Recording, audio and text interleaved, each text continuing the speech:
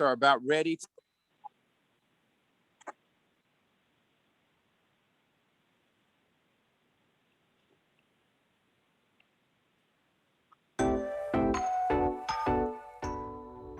Welcome to BEYA Stars and Stripes Career Day.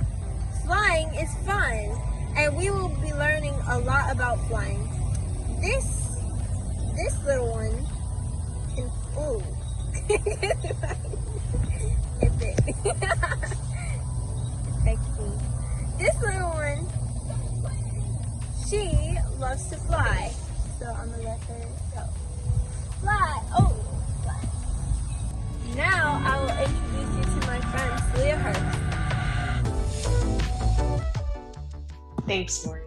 Wow, that bird had one job. Welcome to BEYA STEM Career Day. Today, we will learn all about aviation from Captain Alex Hampton, a U.S. Navy pilot. He is an experienced aviator with a demonstrated history of working in the military industry. Please remember to mute your mics and get ready to learn. Over to you, Vice Admiral Davis. Well, good morning, everyone. Today we do have Alex Hampton, a Navy pilot. And we've been waiting for this a long time because we really want to inspire some youth to be naval aviators one day. And Alex is the epitome of that. When I was growing up, my uncle worked at North American Aviation. He used to send me pictures of airplanes, and one of those was a FJ3 Fury jet. And one day I said, when I grow up, I'd love to fly something like that. And I kept that dream, and sure enough, I came in the Navy and started flying airplanes. And when you're real young, I don't know if when I was young, at least when I would dream, I could dream that I could fly like a bird and go everywhere.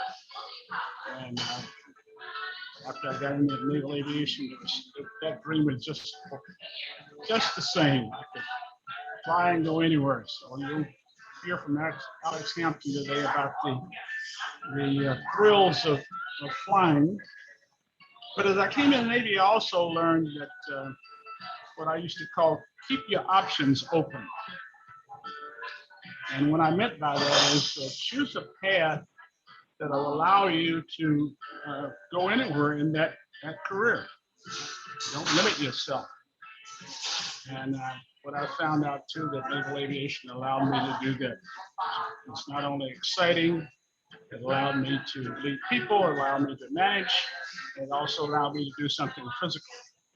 So today you're going to learn about that from Alex, and I think if you follow his career, he has done just that. He is the opportunities he's had and the opportunities that are before him, he is unlimited.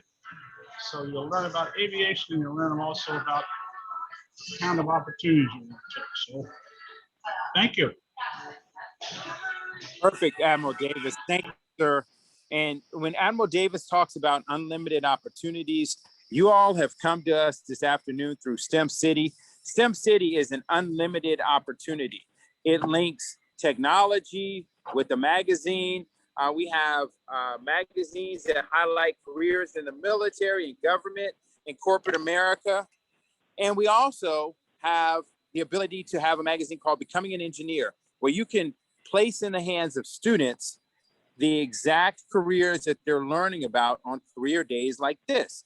I mean, how amazing is that? So here's a brief tutorial on STEM City, and then we have Dr. Tyrone Taborn, the visionary from STEM City, on the call, and he can add any information after you see this brief tutorial.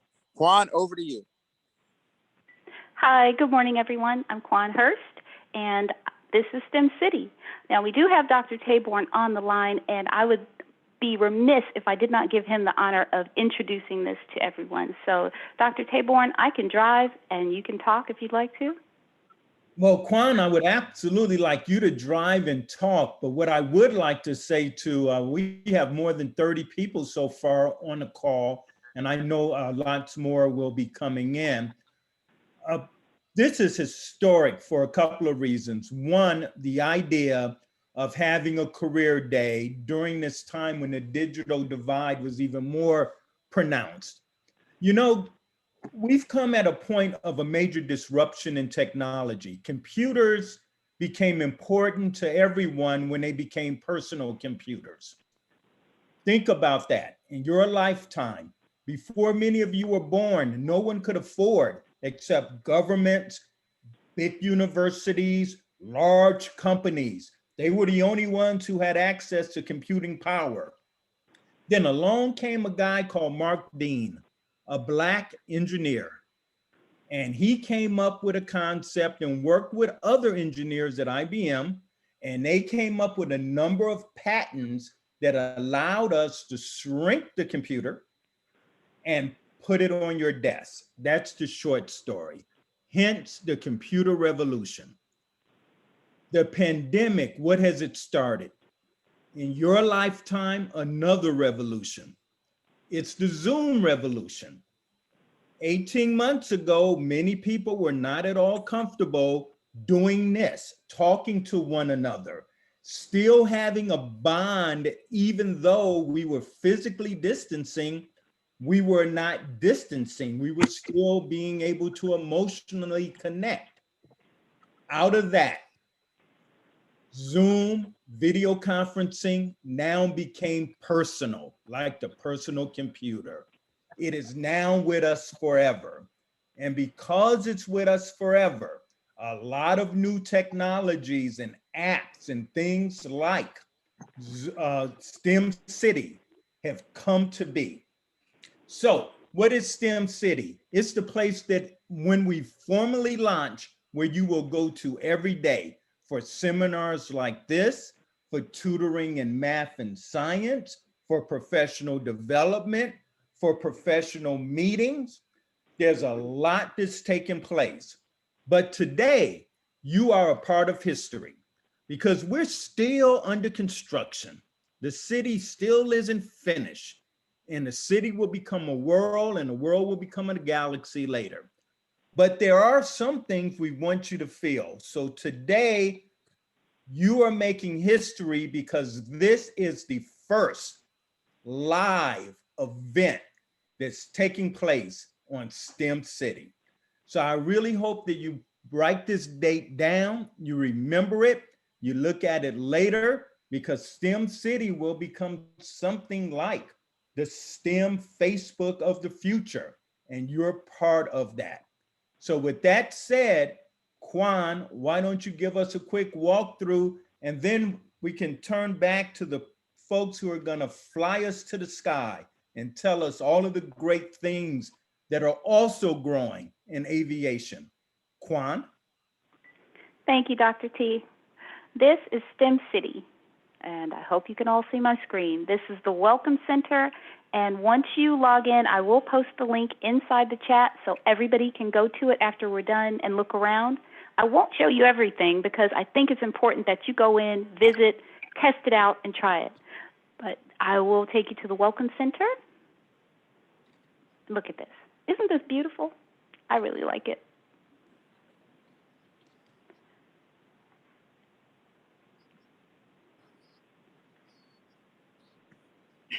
This is the Welcome Center Auditorium. In each of the buildings that are hosted on STEM City, we will have an opportunity to have different things, tutoring, seminars, internship programs, games. There will be lots of games where you can win things, win prizes, win opportunities with networking with some professionals. And a lot of you high school students, this is so important to you because this will give you access to go anywhere in the world at any time, right through STEM City, to meet the people that help you, realize your potential. Okay, we'll go to another one. We'll look at the Innovation Town Center. This is our main screen. This is where we're experiencing the event today in our Education and Discovery Center.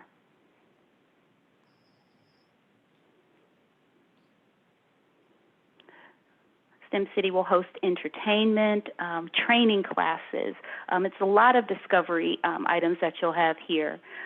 We also do a lot with the colleges, so that will give you an opportunity. This is where we are today, And we're meeting right here in this auditorium. You don't see anybody in here, but if you look on your Zoom, that's where we all are right now. We're right on Zoom. As school starts, you'll have plenty of opportunities for some of the other events that are happening. We'll have college fairs, job fairs, all sorts of entertainment pieces that will just be so important. I mean, you'll just be shocked with the amount of things that will be happening. And of course, we have the military, all of the different things we do with them through Tribute Hall. We'll be hosting conferences, seminars, symposiums, all through here. So we'll just take you for a visit. The Navy Room. This will feature not only the symposium coming up for one of our partners, but it's also going to showcase all of the things that are happening throughout the Navy, things that have happened in the past. That it will showcase the people that we've featured. So there's lots of opportunities here, but that's all I'm going to show you. I think everybody, as soon as you see the link after this session, take it, go visit, go play, go just visit around, and then send us some feedback. Let us know what you think. We'd love to hear it. Thank you. Great. Thank you, Quan. That was wonderful. Okay, and now, oh, yes, sir. Over to you, Matt Bowman. Thank you. All right. Thank you, Mrs. Hurst. Now we're going to go to Lieutenant General Crawford. Lieutenant General Crawford is a distinguished military officer, and he is also our chairman for the BEYA Stars and Stripes Career Day. Lieutenant General Crawford. Well, Matt, thanks so much for the introduction, and good morning to everyone around the country here that's plugged in.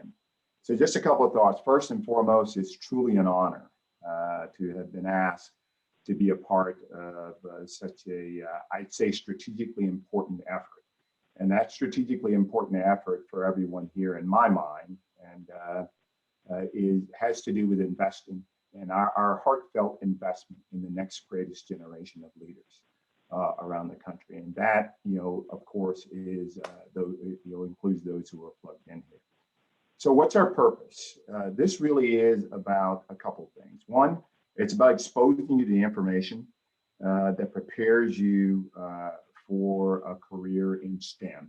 And you need only to, click, one or two clicks on any social media feed to really understand the strategic importance to our future as a country and to the national security of the country, to our education and our economic prosperity of STEM. It's everywhere we look, as has been witnessed. So this is about preparing you and exposing you to what you're going to need for a career in STEM.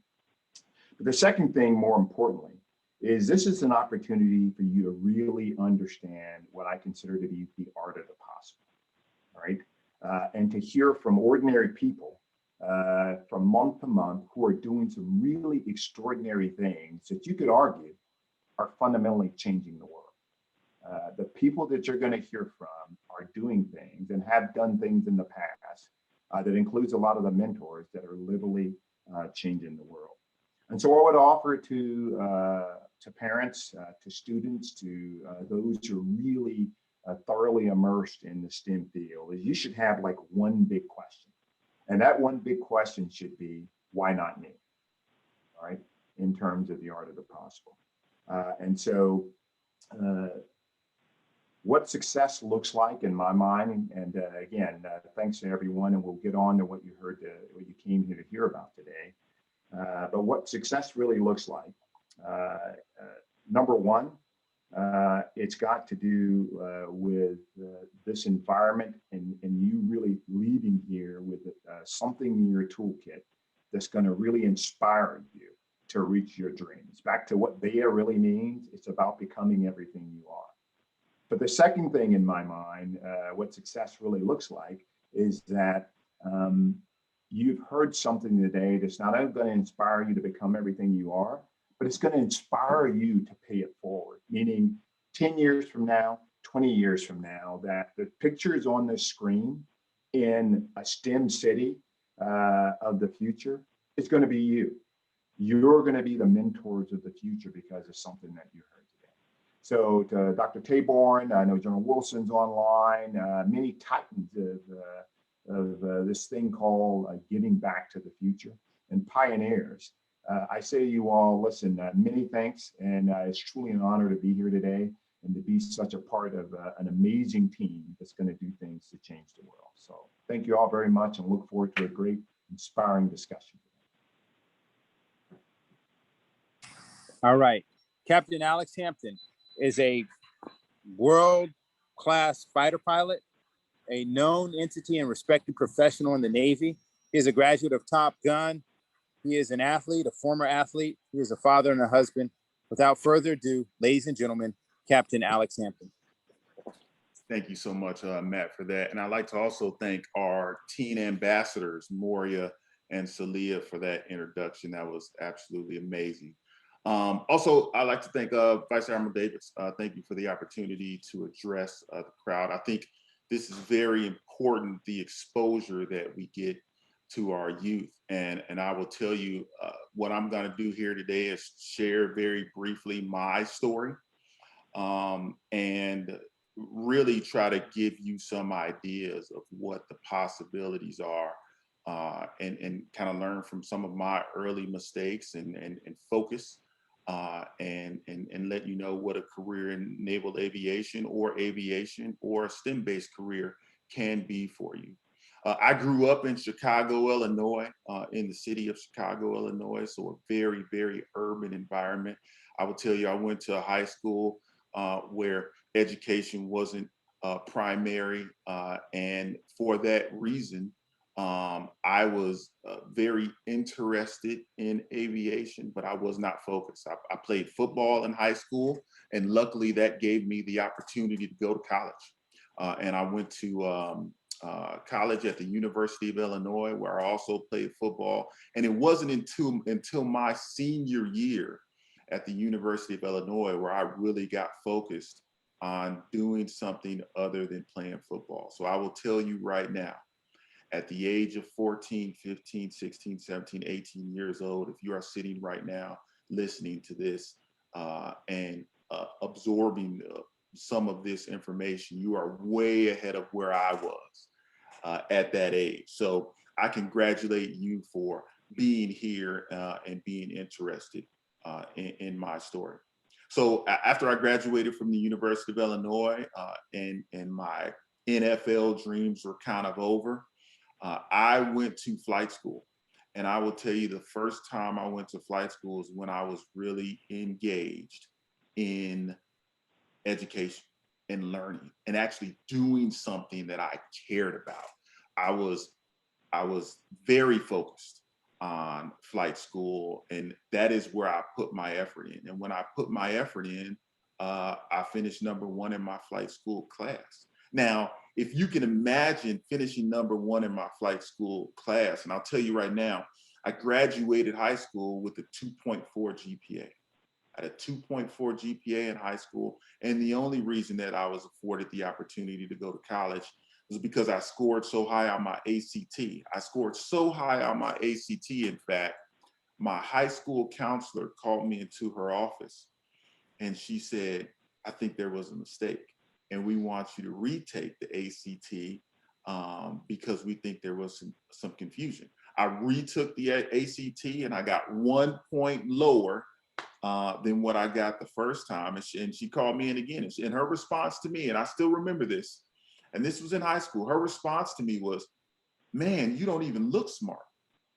And I didn't know how to take that. But in high school, my guidance counselor said, you know, she was surprised by the score that I got because I don't, quote unquote, look smart. So throughout high school and throughout college, academically, I was very much so behind because I wasn't motivated and I wasn't focused on anything. And when I got to flight school and when I actually focused, when I was laser focused on doing something, that's when I discovered my passion. And I think success is very much so dependent on what your passions are and finding your passions so you can get keyed in and concentrate and actually do well at what your passions are. So what I want you young people to do right now, I want you to sit down and I want you thinking about what your passion is. And if you don't know what your passion is, I want you to go to someone who knows you. And I want you to ask them, what is my passion? What am I good at? What can you see me doing in my career? Once I got through flight school, I was told I wanted to fly for the airlines. Like I said, I grew up in Chicago around O'Hara and Midway Airport, and I always saw the planes come in and land. I said, that's what I want to do. I want to fly for the airlines. And I was told in flight school that the number one guy or gal that finishes flight school picks jets. And I actually wanted to go P3s. I wanted to fly the P3 because I thought that was the equivalent platform for me to go. P3 is a 4-engine, big plane, cargo, passenger plane. And I thought that would help me go into the airline industry more easily. And I was told that the number one guy that finishes flies jets. So I said, okay, fine. I'll fly a jet. And I was selected to fly the F-18, and that's how I got started. So let me introduce you to the F-18 here. I hope that worked. And I'm now screen sharing. So this is the F-18. It is a fighter jet. The F stands for fighter. The A stands for attack, which means it can also prosecute air-to-ground targets. And so it is technically an F/A-18, and it is operated in the United States Navy. I'm a captain in the United States Navy. In 2006, I was afforded the opportunity to go through Top Gun. Top Gun is the Naval Fighter Weapons School. And at Top Gun, you are really taught and instructed to fly the aircraft to the edge of the envelope. I don't know if many of you guys have seen the movie, but if you haven't, Top Gun 2 is also coming out later on this year. And it is a very good, very good insight into what we do in the fighter community and our culture and how we fight. The F-18 is designed to prosecute both air-to-air and air-to-ground targets. So what that means is we carry air-to-air missiles, primarily the AIM-120, which is a radar missile, and the AIM-9X. The AIM-9X is a visual, or IR. We call it EO, electro-optical, or IR infrared. And what the AIM-9X actually does is takes pictures of its target, and the pictures help it locate the actual cockpit. And the design around that missile is to target the actual person sitting in the cockpit so we can make sure that that aircraft goes down. The unique thing about the F-18 is it is also equally suited to target air-to-ground threats. And what you see on the picture here is a snapshot, some of the bombs and missiles that we carry in order to target air-to-ground threats. We do this through a multitude of ways. It depends on the target.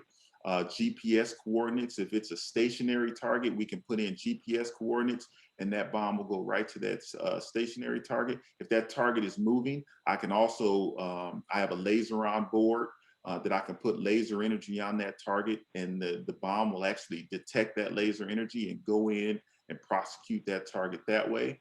I have what we call dumb bombs, and the mission computers on the F-18 will give me a pretty accurate desired impact point where, based on the aircraft's altitude and airspeed and my dive angle, it'll predict where that bomb, if I were to drop it ballistically, just free fall drop it, where it will hit on Earth. So these are all things that are designed by engineers and designed by, the F-18 is made by Boeing.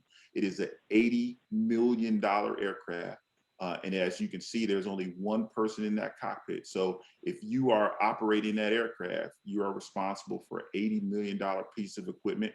But more importantly, you know, your own life sitting in it as well. So a very, very highly technological piece of equipment that you are responsible for on a day-to-day basis. Like I said before, Top Gun was really where we learned how this aircraft operates, and more importantly, how all of the bombs, missiles, and the other things that we carry on the aircraft operate in support of the mission. And the mission is to fly from the aircraft carrier to wherever our country needs us in order to perform any duty that we need to at the time. And I'll tell you, I've been deployed 7 times overseas on various aircraft carriers. I've been deployed in Iraq, Afghanistan, Syria, and I've also been patrolling the South China Seas out in the Asia Pacific.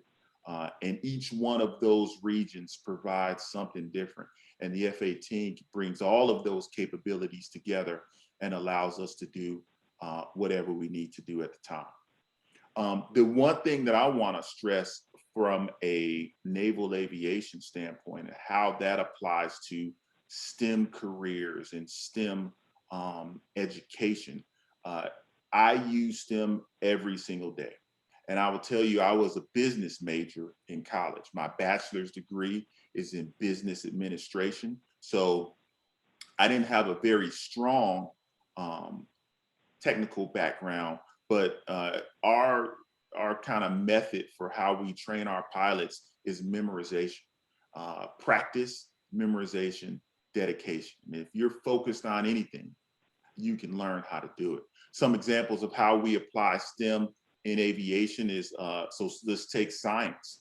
My business background didn't give me a whole bunch of science in school, but as you can imagine, if you understand the way our atmosphere works, so the air is thicker, lower to the ground than it is up at altitude. So at 30, 40, 50,000 feet in thinner air, things move faster through that median. And if you can kind of understand the way that an air-to-air missile works, if I shoot it up high, obviously it goes faster. There is less resistance. The air is thinner. So it is an advantage to be up at 35,000 feet employing missiles, more so than 5,000 feet. The capability to actually reach out and target someone is a lot more reduced. So we use that information. We use our environment.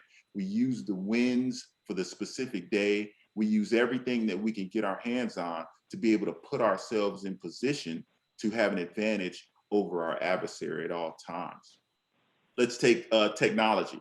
And for technology, I'll introduce the newest of fighter aircraft that the United States Navy employs. Actually, United States Navy, the Air Force, and the Marine Corps all employs the F-35 Lightning aircraft. And this aircraft is at the very cutting edge of technology. If you can imagine the way radar theory works. So with radar theory, a radar will throw out energy, right? Through the transmitter, and it'll transmit energy through the air, and it'll expect that energy to bounce off of something and then return back to a receiver.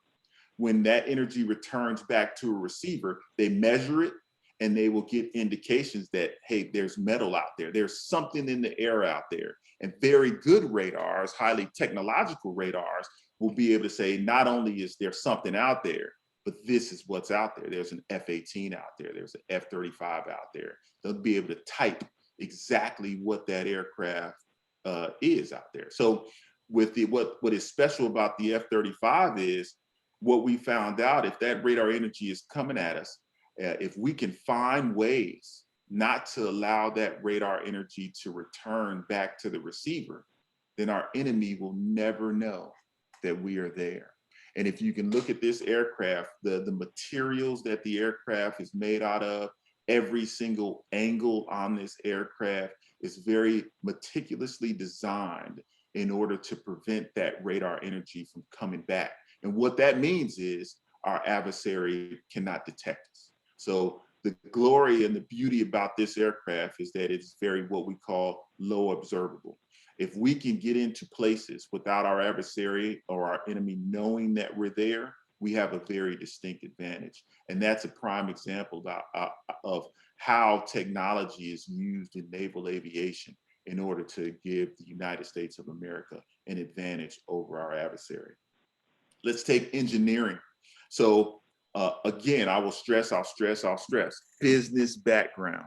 So when it came to studying the hydraulic systems and the electrical systems and the engines and the flight control systems, these are all very engineer-laden kind of subjects. But the way I did that was through study. You don't necessarily have to know how to build the engine. As a pilot, you have to know what happens when the engine doesn't work anymore and how the other systems compensate that engine going away or that flight control being removed. You have to know that you have two permanent magnet generators on the F-18, but you also have two DC generators that power the DC buses, and what happens exactly and what you miss or what you lose when one of those systems goes away. The glory about the F-18 is that it is a very redundant system. Everything is made to be fully operational, even if you lose half of the aircraft. Half of that aircraft can sustain battle damage, and the other half of that aircraft will be able to power that aircraft back to a runway or back to land if you need to. So very redundant systems, but understanding that redundancy and understanding the engineering marvels. I will tell you right now, I cannot build an F-18, but I can most certainly fly one. So that engineering background is very important. And then lastly, math. So the wrap up of STEM, we use math every single day, if you can imagine. And the easiest example I have for that is fuel calculation. In naval aviation, fuel is life. So you have to know how much fuel you'll have if you do certain maneuvers. And you have to make decisions based on that. We can refuel in the air, but it is a time and it is a distance problem that you are working in your head at all times. Every decision that you make is based on whether you're going to have enough fuel in your aircraft to either get there, or when you get there, are you going to have enough fuel in order to be there and do the mission that you're doing? For example, when we plug in the afterburners, our fuel burn rate is over 20,000 pounds per hour. So we are literally dumping fuel in the engine in order to make the aircraft go faster. For comparison, with a fuel tank, with a full tank of gas, and a full tank of gas in the F-18 is about 18,000 pounds of fuel, I can stay airborne for about 2.5 hours. 2.5 hours, if I get up to altitude and I go on a maximum efficiency profile, I can stay airborne for about 2.5 hours. If I plug in those afterburners and leave those afterburners plugged in, I've got enough fuel for about 7 minutes. So you constantly have to calculate, if I need to get there fast, I need to plug in the afterburners, and then I need to come out of the afterburners and be able to do what I need to do. Or is the more efficient, the more effective, is the correct decision is to go slower, get there with more gas, and be able to sustain my mission. So it is a constant mathematical problem. This isn't a hard mathematical problem. We're not talking about calculus and trigonometry, but we're talking about basic math that gets us through every day. But it is the practical basic math that makes you a good naval aviator. The vast majority of what I wanted to stress for today is exposure into careers like this. What I will say is that no one in my family is a naval aviator. And it often shocks me how many people, how many coworkers I have that have had fathers or grandfathers or mothers or grandmothers or uncles that have done exactly this business. I was not afforded that opportunity. Every decision that I made, and when it came to my career and what to do next, was, I'll admit, kind of lucky. I got lucky in the decisions that I made because I wasn't mentored into how to get into naval aviation and how to be successful in the culture of naval aviation earlier on in my career. Now, once I got started in naval aviation, I quickly latched on to people that mentored me throughout my career. But in order to get into this business, I am a firm believer that you have to be exposed to this business.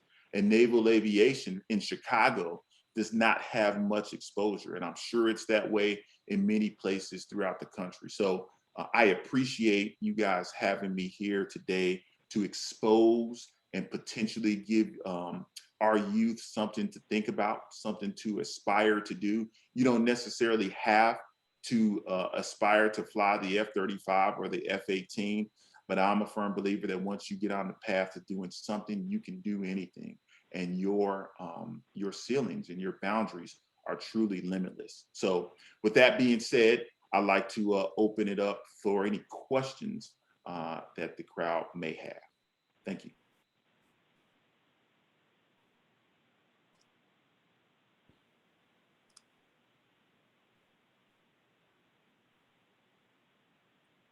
Well, Captain Hampton, that was absolutely fantastic. I was on mute, so you couldn't hear me. Absolutely, just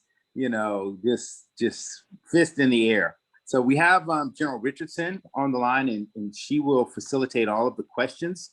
And so, ma'am, over to you and to our student STEM ambassadors. Okay, thank you so much. And Captain Hampton, that was a fantastic presentation.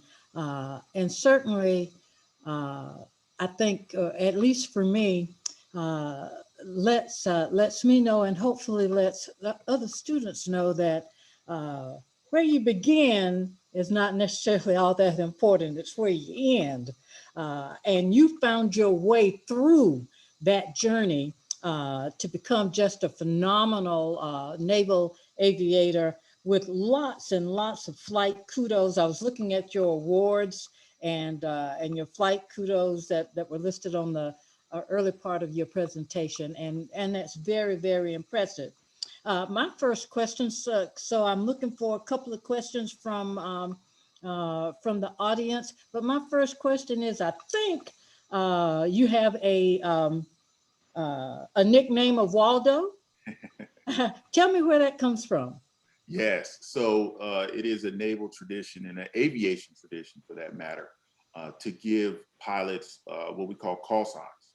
And our call sign is generally in the Navy based on something that you did or some characteristic that you have that stands out. So, you have a lot of, muscles and tinies and call signs like that. And sometimes it's funny.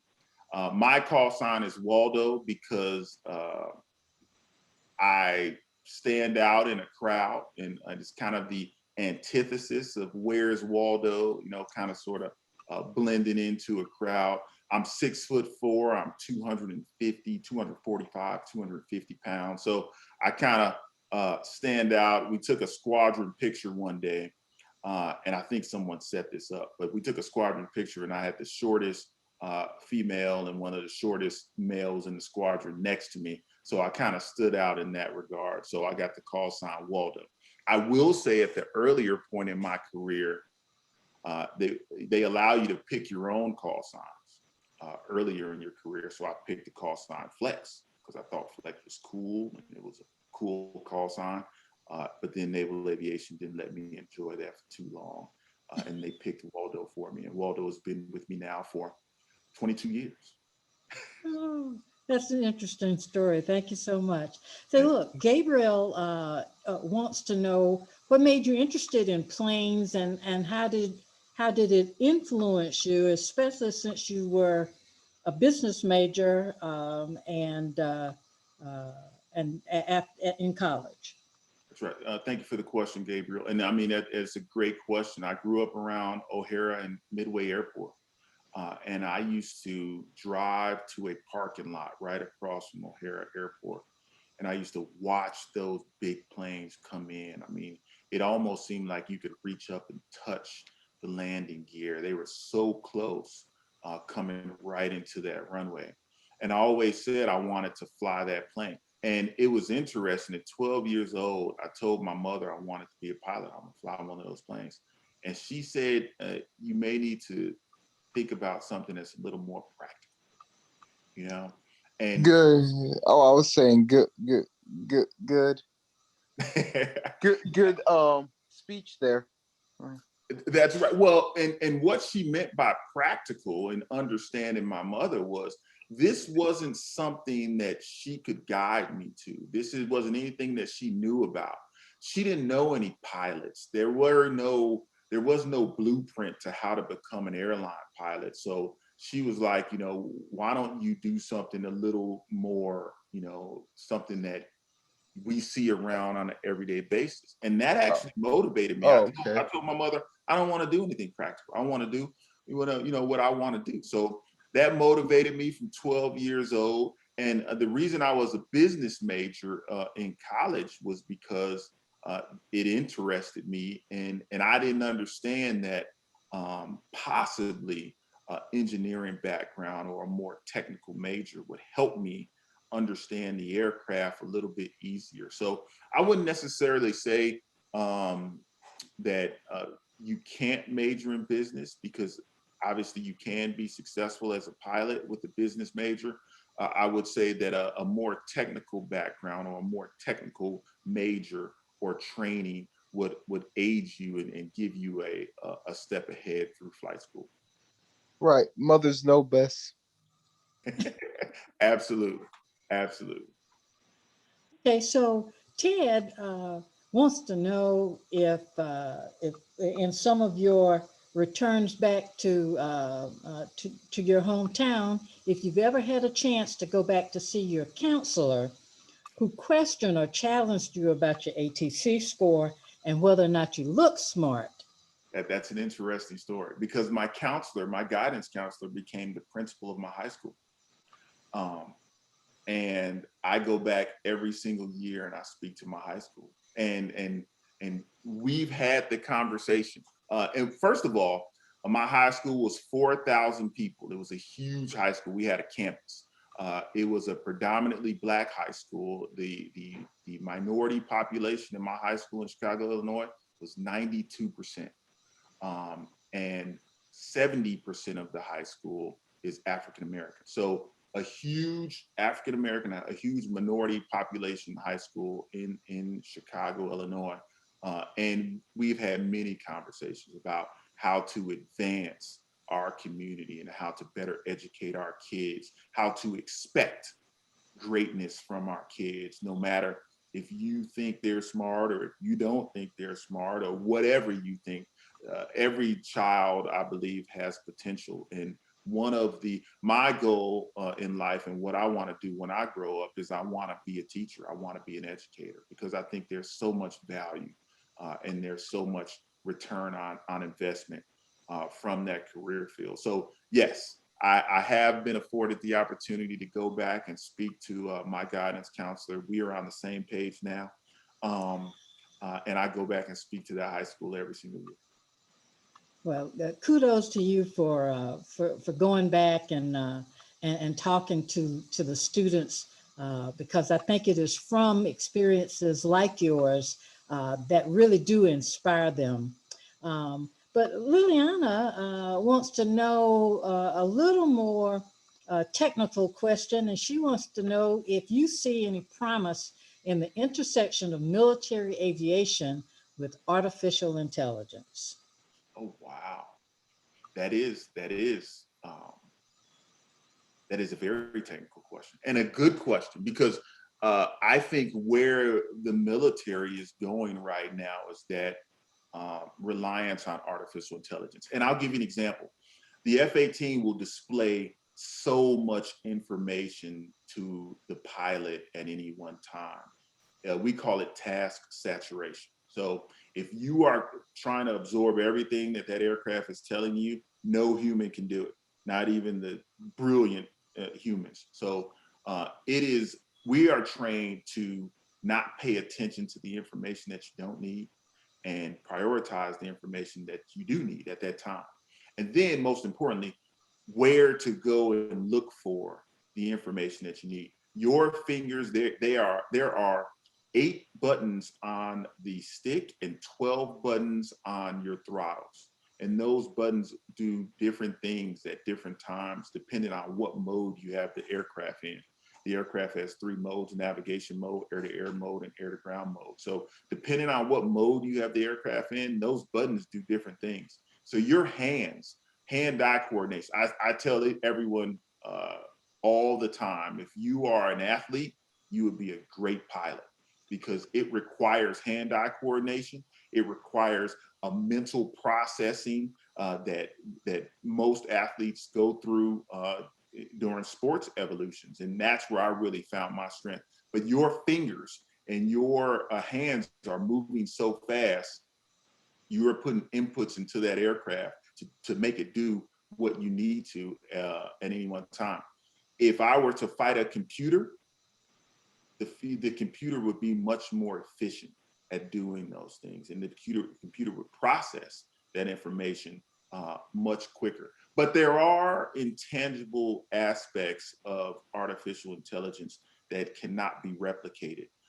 The decision-making processes that we go through of when to actually shoot that missile, when to drop that bomb, based on our environment and based on information that we're getting from the ground, that may not make it a algorithmic type decision that needs to be made. Sometimes there's a moral decision that needs to be made. Sometimes there's a practical decision that needs to be made, which is really where artificial intelligence is being constrained at the time. But there are definitely ways, and the naval aviation community has actually executed drones being refuelers for us now. And that is artificial intelligence flying those drones around, putting them at a place and time to provide fuel that I can then go and refuel off that drone. And that's how we're using artificial intelligence in many ways in the future as well,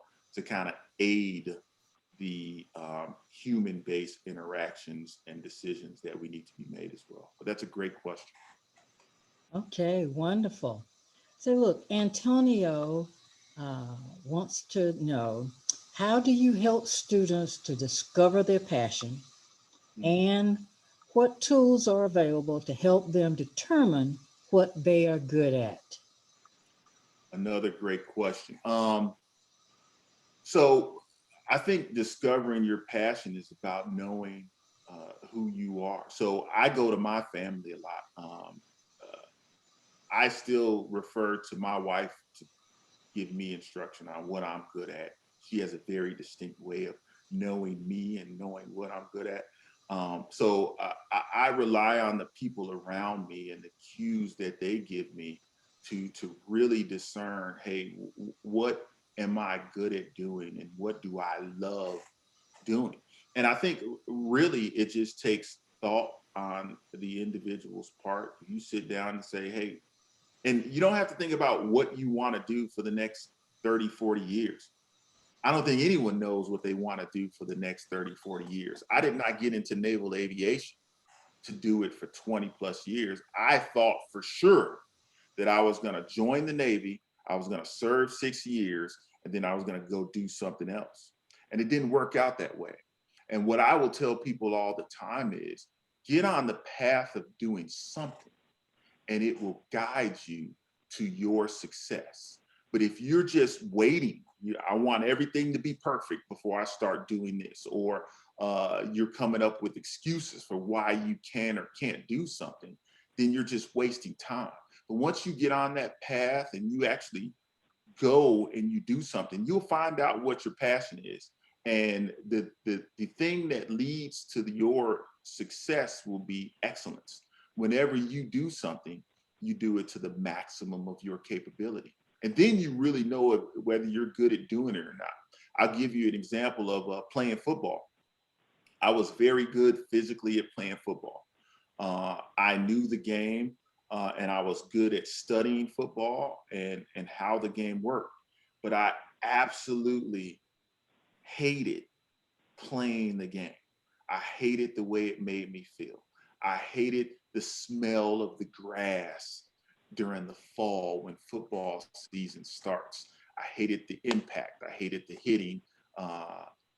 The vast majority of time. Sometimes you get a good hit in, and it was actually absolutely glorious. But for the vast majority of times, it's not. You're receiving hits. So I didn't like the game at all. I had no passion about the game, and I think ultimately that was the deciding piece on why I was not successful at doing it. When I went to flight school, I loved it. I loved what I was studying.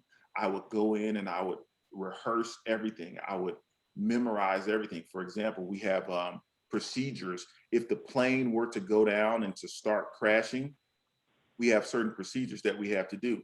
They are controls, release, feed off, rudder, speed break in, still out control, throttles, idle, outs, do airway, airspeed, yard check, recovery indicated by the AOA and yard returns to move, stop force, side and airspeed, accelerating above 180 knots, recover, past 6,000 feet, AGL, dive, recover, not initiated, eject. Those are the procedures. And I rehearsed them and I studied them so much, they are burned into my head for life, because that is what I needed in order to be successful. And I'll tell my kids, that's the way you should approach your education, your math problems, your English lessons. You should have them memorized like that. And I'll rattle that off to them, and they'll say, you know, Dad, I'm not memorizing it like that.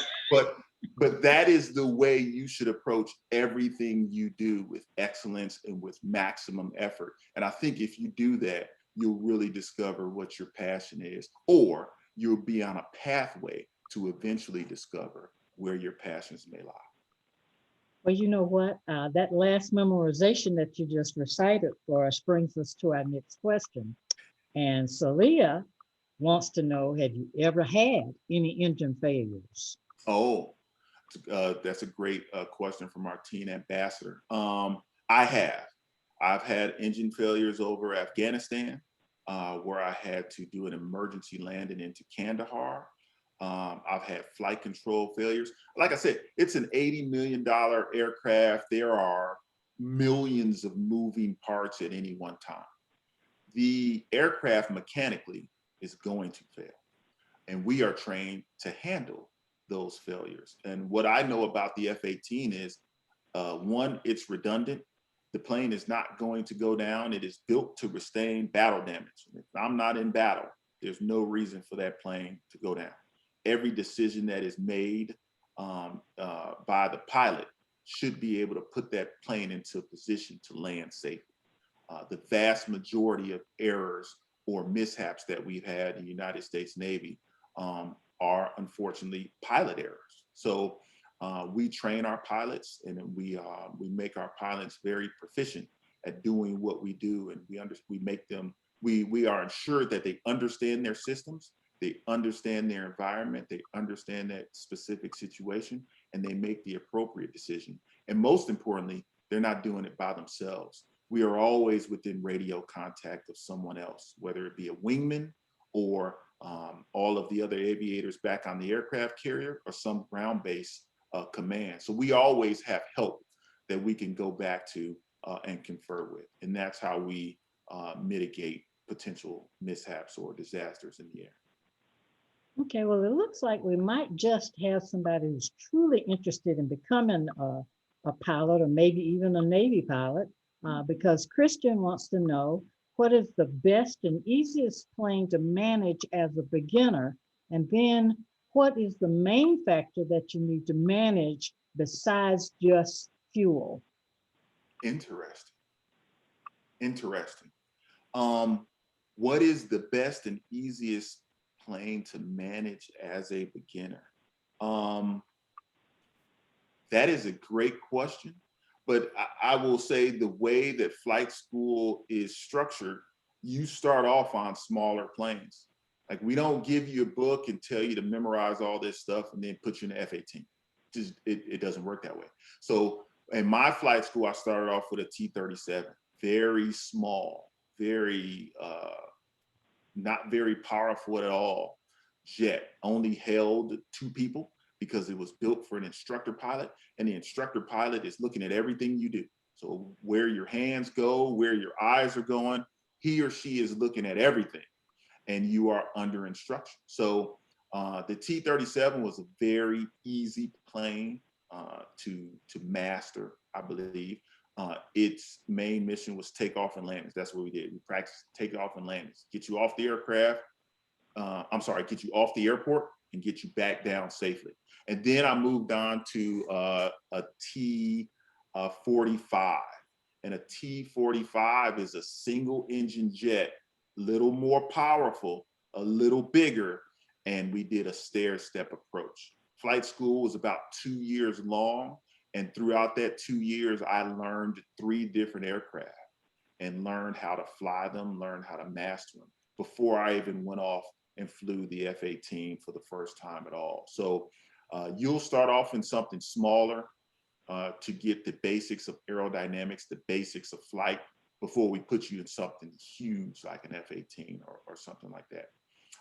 The second part of the question was, I'm sorry, General, can you refresh my memory on that? Certainly. What is the main factor that you have to manage when using a plane besides fuel? You talked a lot about the math problem, calculations with fuel, and so they want to know what else is key. Absolutely. So I would say your environment and understanding your environment. Weather is a huge concern. If there's something that goes wrong, it's probably because of weather and the fact that the air crew didn't understand the weather patterns. The most dangerous thing in the air is weather or a thunderstorm or winds that you are not expecting. So it is about preparation. It's about briefing. It is about being prepared to do whatever mission that you need to do, whether it be take off from one place, land in the other. You have to take into consideration all of those environmentals, weather, winds, your weight, balance of the aircraft, all of those things. And that's where the brief, and then I think the real learning occurs in the debrief. So everything that you did, how could you have done that better? And I think that's what naval aviation and what Top Gun really, really stresses is you get your learning in the debrief. No flight goes 100% correct. You cannot have a perfect flight. I've never had a perfect flight, and I have 3,400 flight hours under my belt. But every single one of those flights, when we land, we'll talk about it, we'll learn from it, and we'll get better and better and better as we get more and more experience. So the brief and the debrief really help us focus in on getting better as naval aviators. But between your environment, those fuel calculations, and then just what your mission is that day.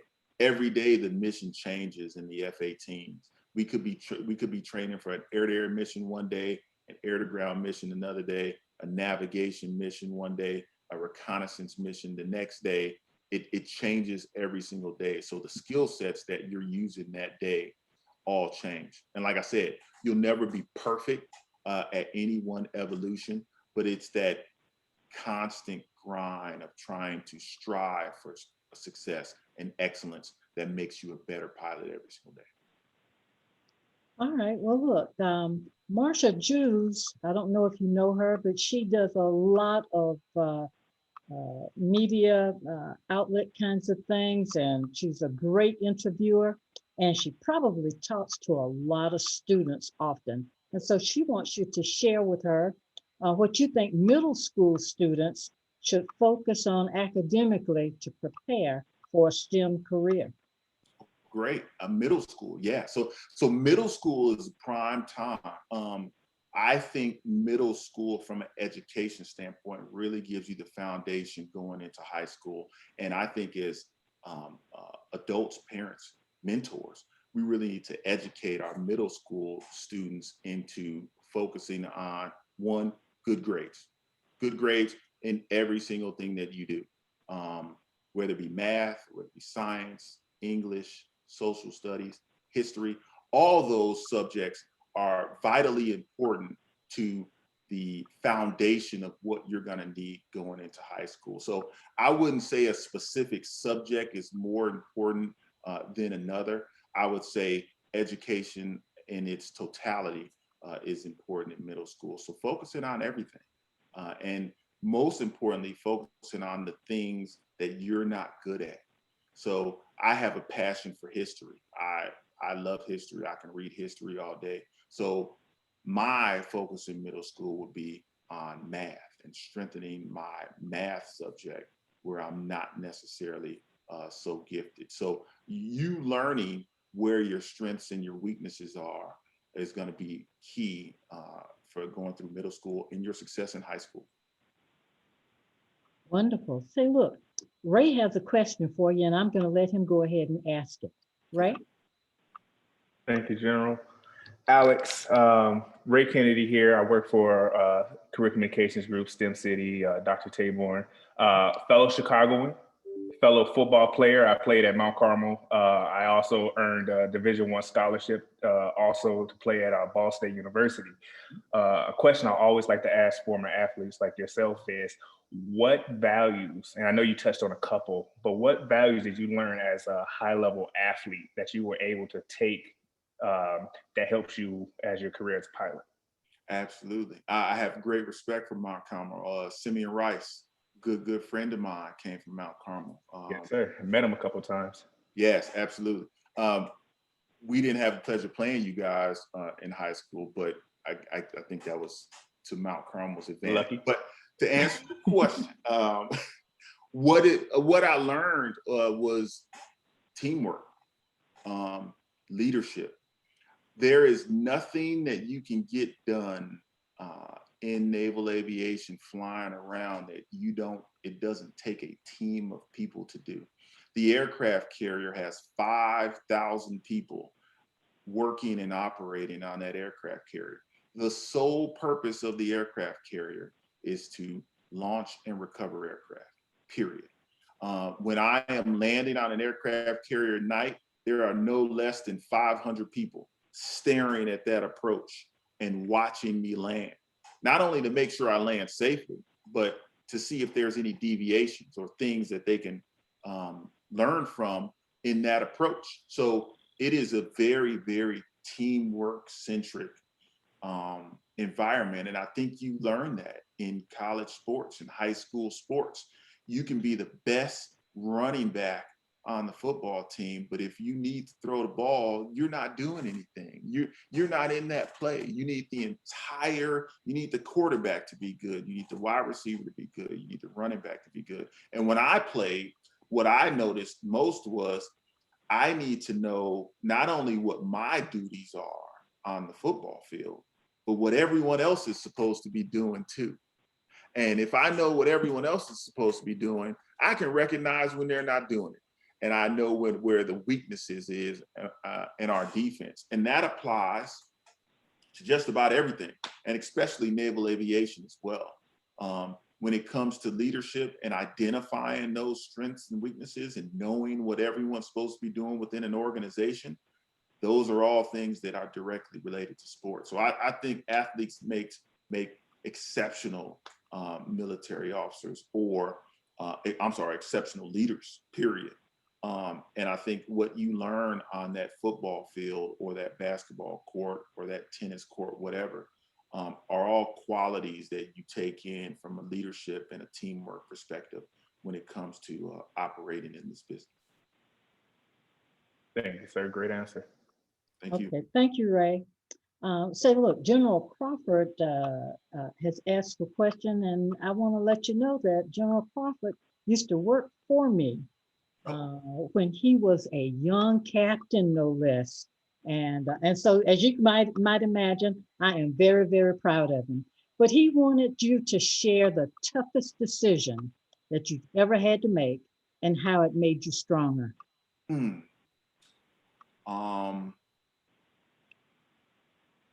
That's a great question. Toughest decision I've ever had to make.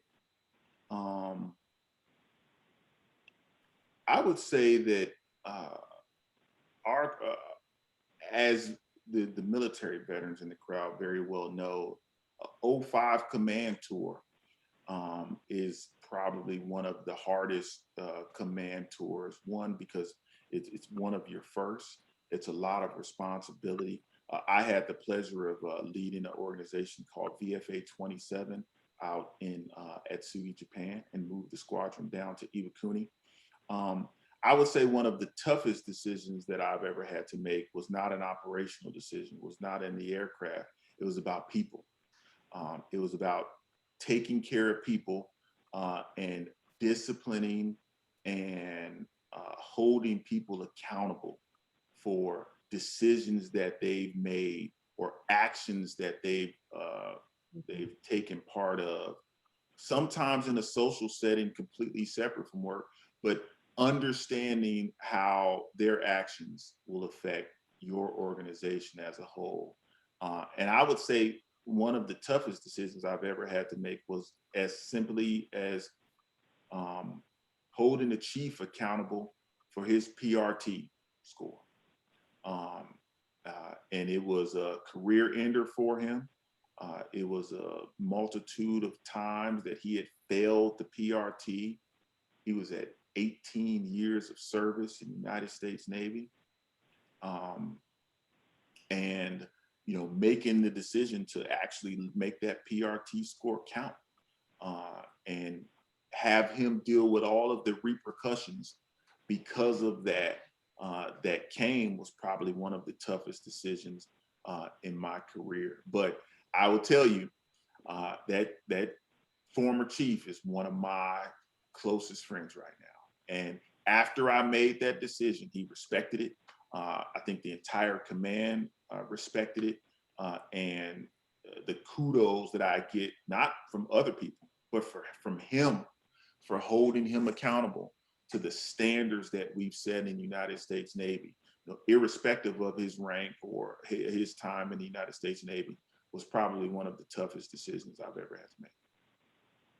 Yeah, no question that the trust and loyalty of subordinates, knowing that you have applied all the rules to everybody alike, certainly makes a difference in a command, and certainly in a command situation, but in all leadership positions, no question about that. So thank you for that answer. See, look, Isaiah, and I think that's how you pronounce the name, wants to know if the jet is like a roller coaster. It absolutely is. But the difference is it's a roller coaster that you have control over. So I am a huge control freak.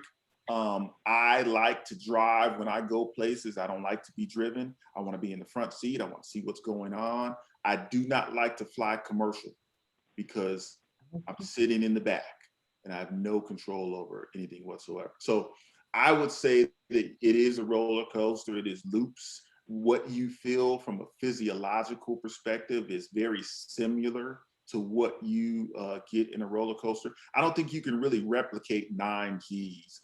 9 Gs is something that you just have to experience. And after you experience, you're like, oh, that was painful in a very controllable way. But a roller coaster is probably the closest thing that I can say will replicate what you doing loops and spins in an F-18 feels like. But again, it's I don't have control over the roller coaster. The roller coaster, they hit a button, I go, and then I stop when they want me to stop. In my F-18, if I don't feel it or I want it to stop or it's not, I don't want that feeling anymore, I simply put in different controls. So it's a very controlled roller coaster. And I would say funner and a more enjoyable experience. Okay, so in your current position, what is a typical day? What does a typical day look like for you? How do you start your day? What happens during the day, and kind of how do you end that day? Absolutely. So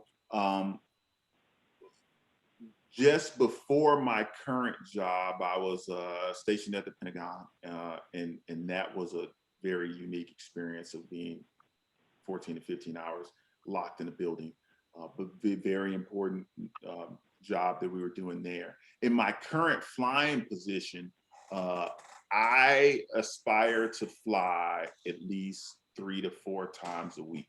So my days when I am flying, and I have the luxury of flying a multitude of different platforms now, because as a major commander, not only do I have F-18s, but I have helicopters. I have the E-2 Hawkeye. I have the Osprey available and within my specific command. So I want to be up in the air, one of those platforms, about 3 to 4 times a week. So our day starts, if you are flying, with the brief.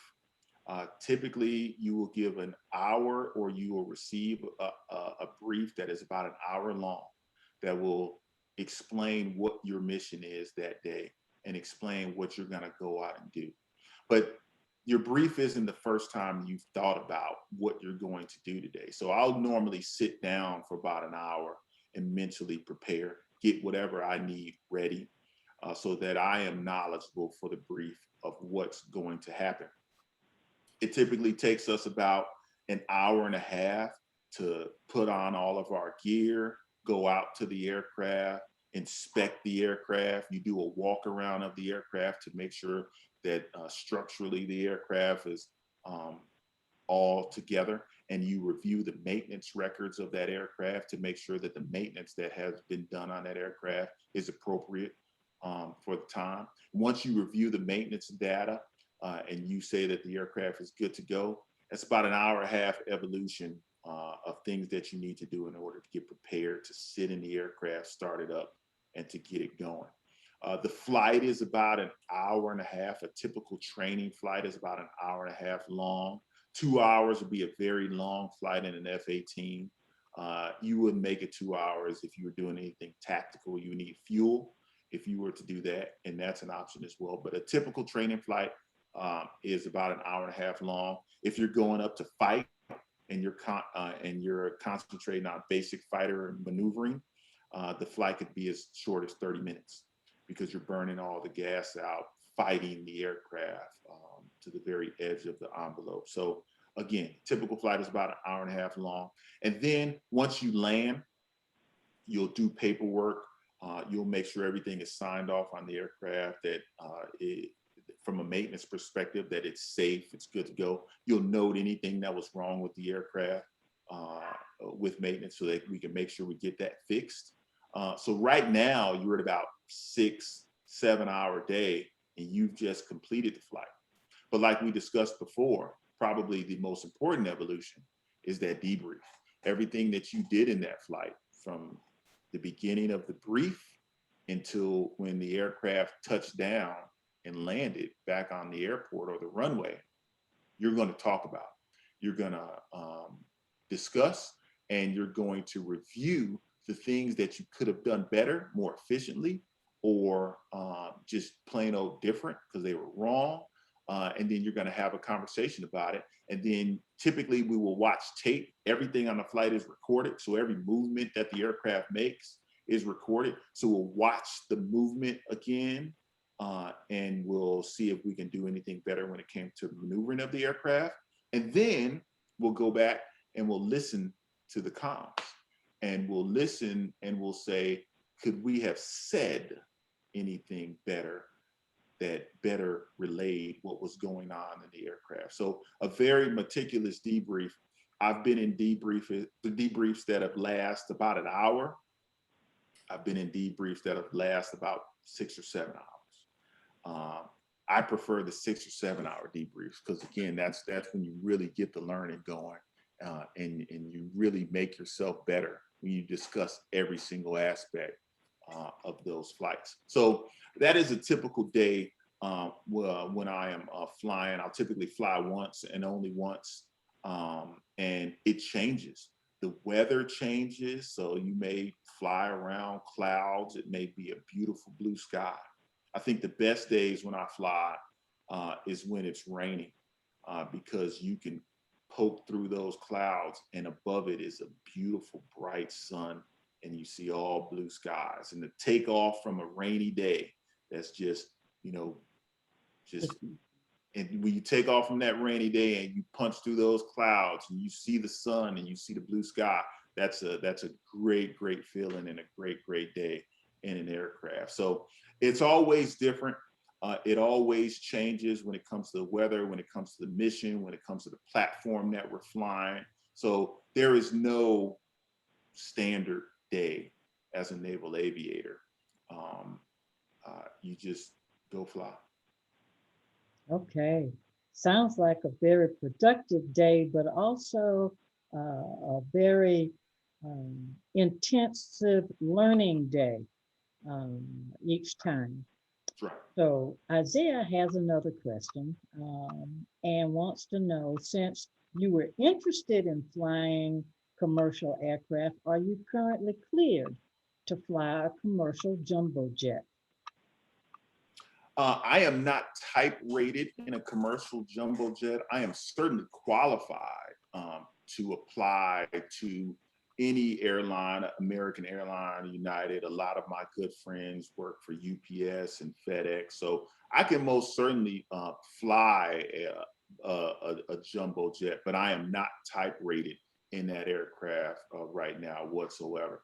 I am, whenever I do fly commercial, I always have this vision of me like jumping up if something happened to the pilot and saying, hey, I'm a pilot, I can fly. But actually, I don't think I could, because I don't know where everything is. And it's a different type of aircraft, and a fighter aircraft is a little bit different than a jumbo jet. And the landing would certainly be a little rougher than the passengers would be prepared for. But I think I could get the aircraft safely back on any runway. But no, I'm not type rated in it. I don't aspire to fly commercial aircraft anymore. I know that's what I came in the military to do, but I like flying fighters. And in my opinion, I'll fly fighters until the Navy says I can't fly fighters anymore. And so that's my goal right now. Okay, all right. So I don't want to be on a plane where both the pilot and the co-pilot, something happens to them and you have to take over. Is that right? But I'd get you where you need to go, ma'am. But like I said, that landing would be pretty hard, I think. Okay. So look, Maya has a question for you. And Maya wants to know, have you ever gotten dizzy, or has it ever become hard for you to breathe while flying? Absolutely. Absolutely. Not in a dangerous way, I would say, but sometimes you get disoriented, and we train for that. We train for being disoriented. What do? You rely on your instruments. Your instruments in that aircraft are not disoriented. So you stare at your instruments and you wait till you feel better.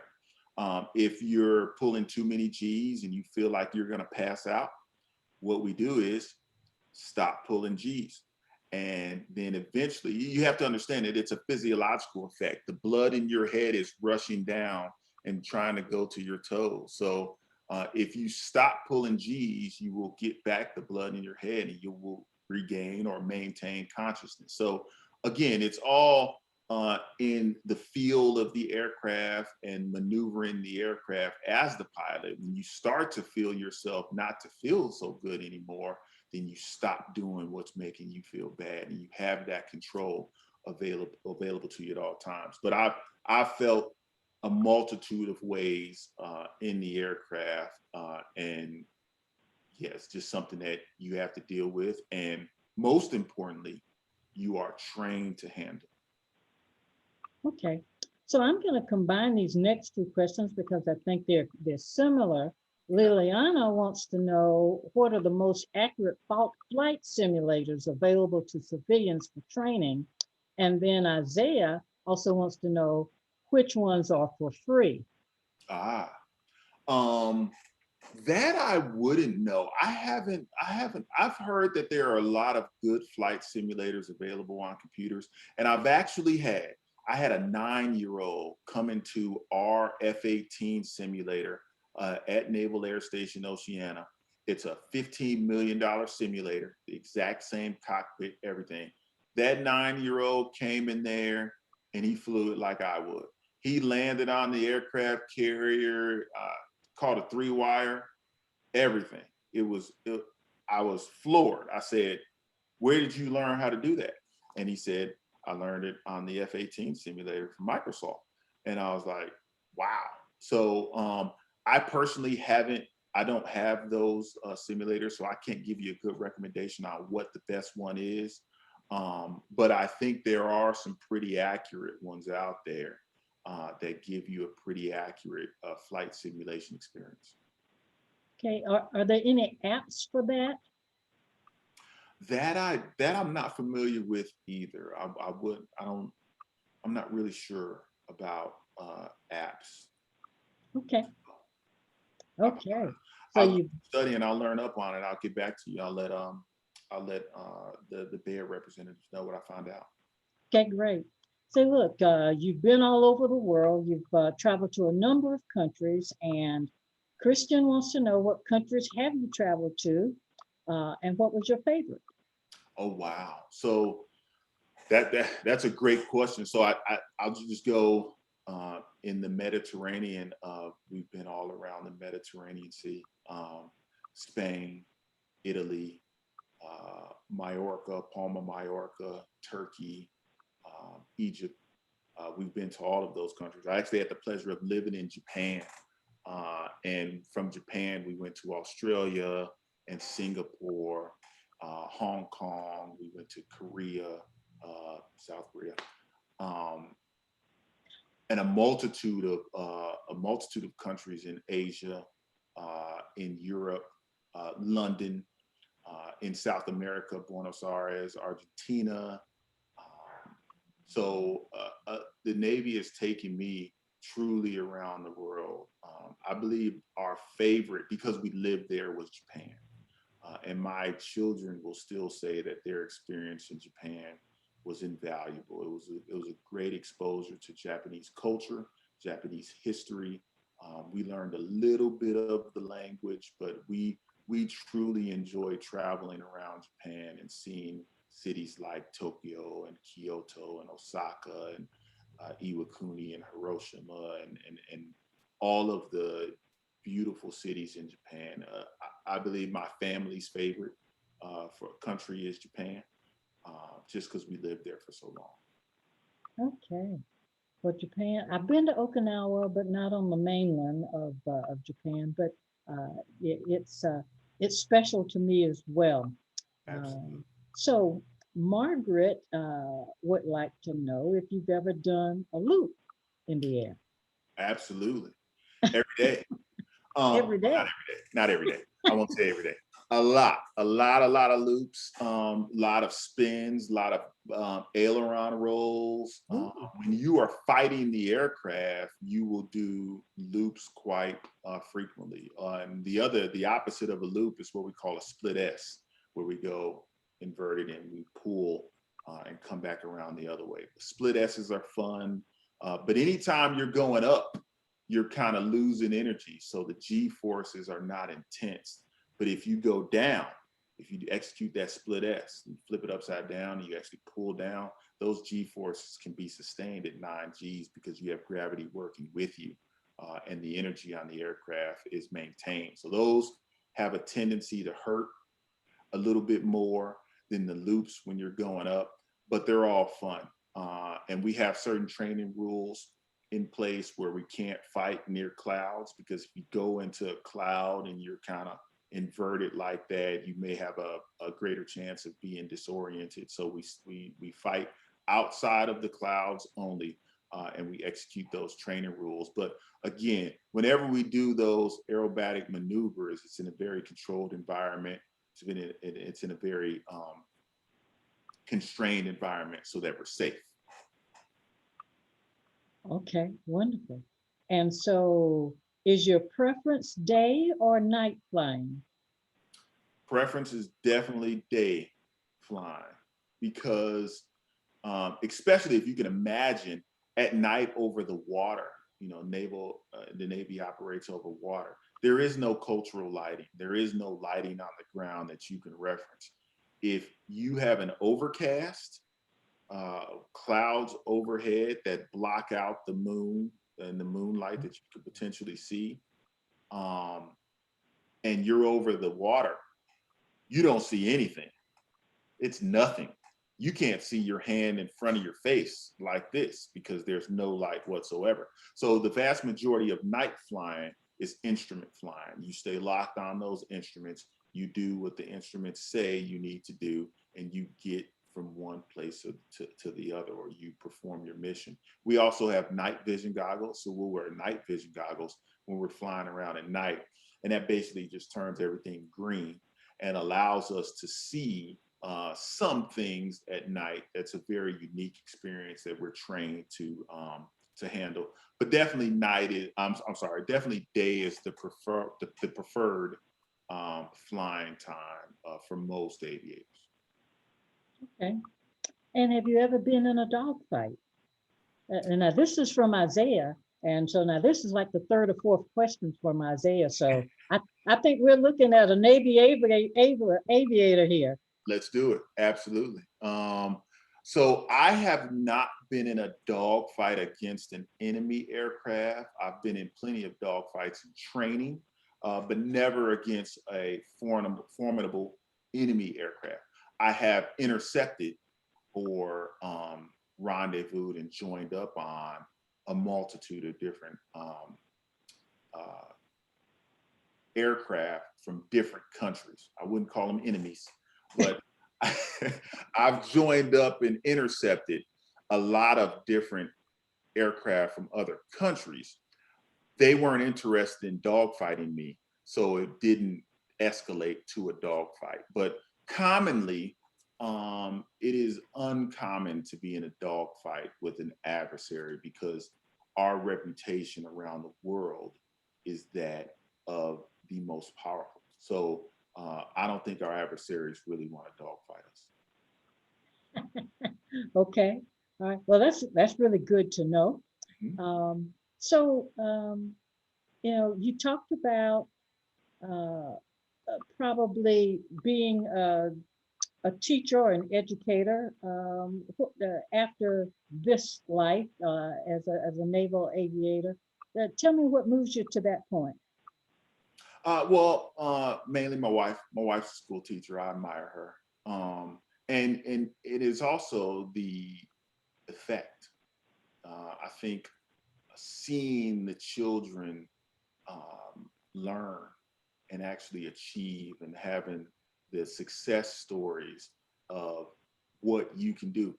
It's also how I was raised and what I was exposed to. I find a great deal of success being predicated on mentorship and exposure and education. Education is key.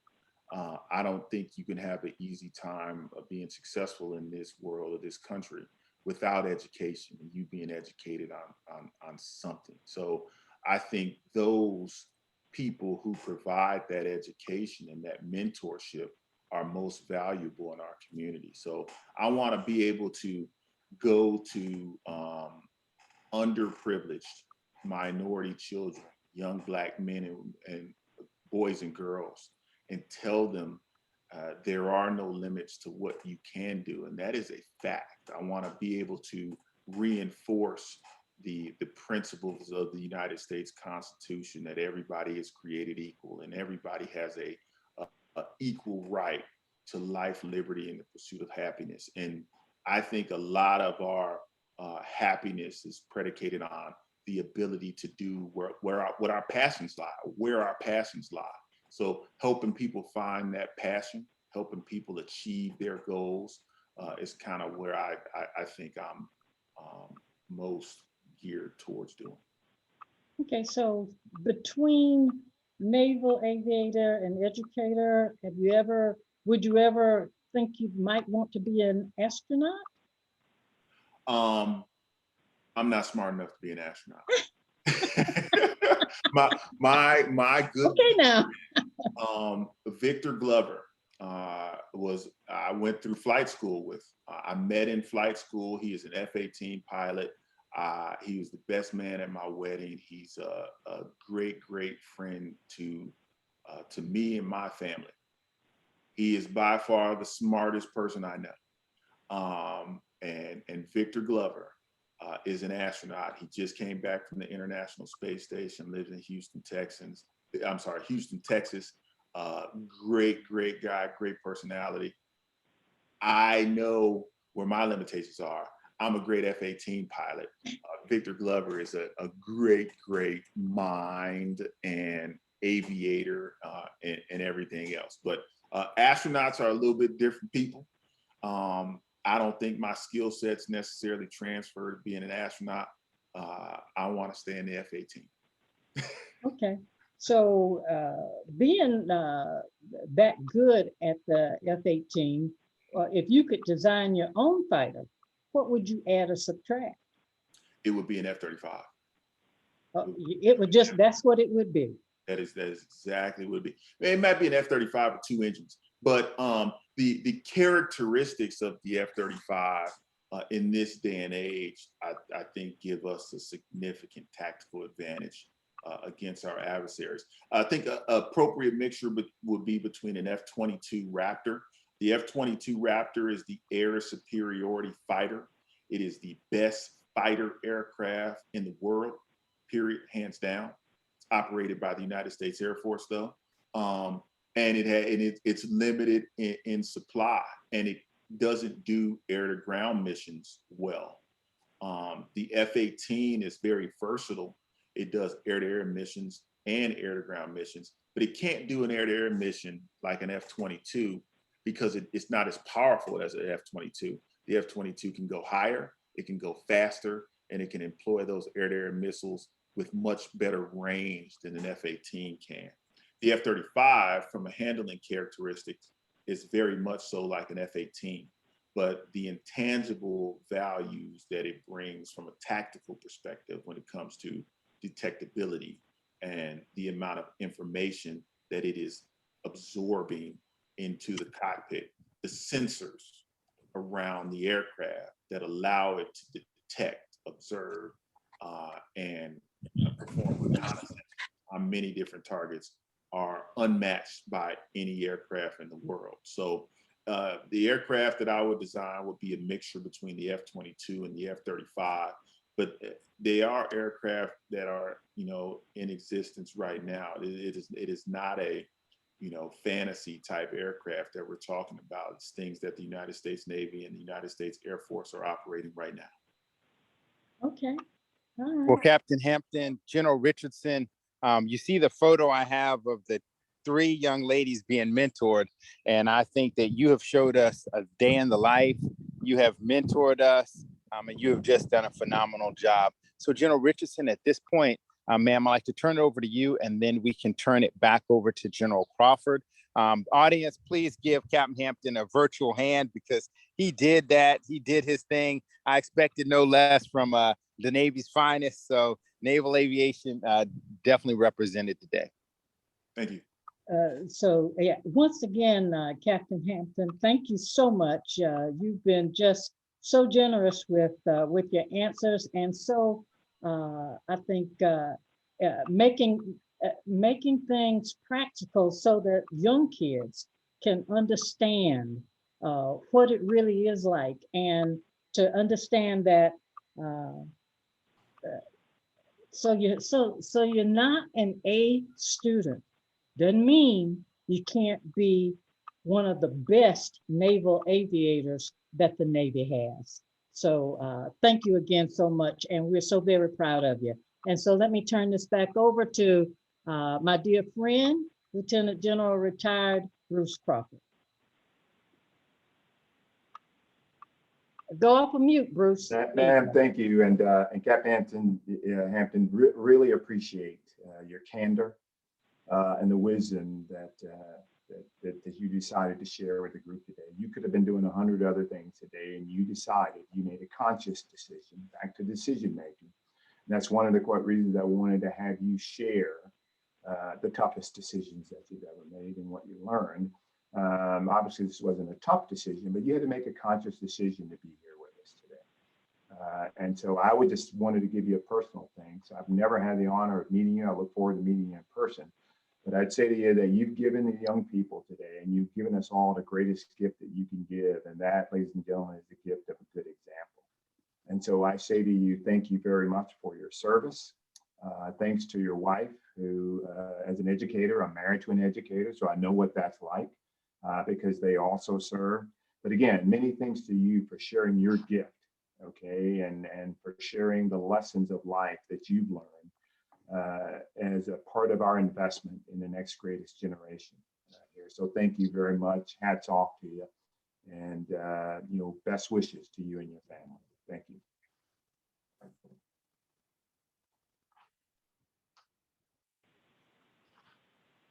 Thank you, sir. I appreciate that. And Captain Hamilton, this is Admiral Davis again. I'd also like to thank you. First, I want to apologize for all the background noise I had this morning. And all the power has been shut out here. They had warnings of high winds, so they turned all of our power off. So I had to go to a Starbucks this morning to find power so I could be on this session today. But I want to make the point that when we started Career Day, we wanted it to be just that. We wanted it not to be a mentoring session, just to be a session where they could really get a feel for what it would be like to be in that career. And now you have set the example for that. This could not have been better. I think we could be actually answering questions for the next half hour if we had the time. So I think you've interested a lot of people. They understand better what you do. And also they come away from seeing that this example of keeping your options open, because the path you have taken now leads you to have any job in Navy, any of the jobs above this in Navy.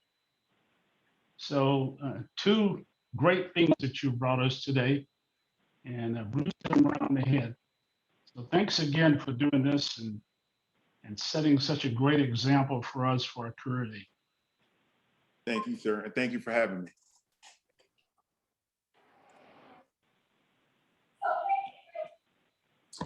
All right. Well, ladies and gentlemen, the second Saturday in July, we will see you where our speaker will be an entrepreneur.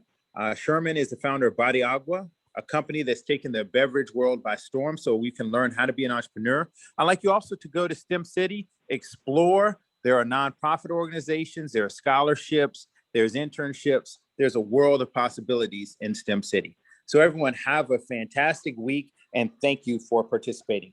Thank you to our STEM ambassadors, Salia, Gabriel, Moria, and others. We just really appreciate all the work that our young people do. So we'll see you next time. Thank you, Captain Hampton. Home and out.